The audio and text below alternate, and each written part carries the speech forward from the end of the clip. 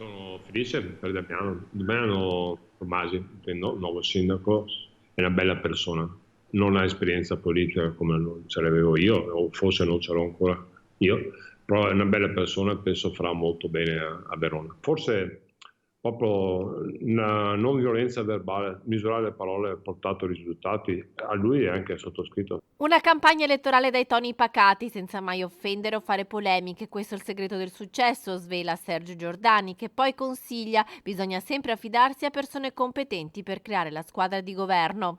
Io ho avuto una fortuna incredibile, ho una giunta e un consiglio bravissimi. Perfino l'opposizione deve essere stati bravi perché hanno fatto opposizione con responsabilità. Io prendo solo un piccolissimo merito, che ho pacificato la città.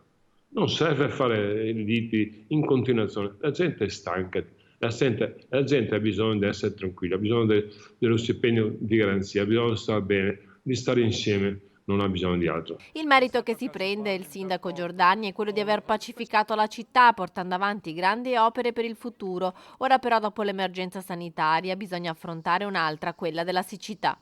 E ognuno di noi deve fare un piccolo sforzo di responsabilità. Non si può sempre accusare gli altri. Non hanno fatto questo, non hanno fatto quello. Cominciamo ognuno di noi a comportarsi in maniera seria. Non sprecare.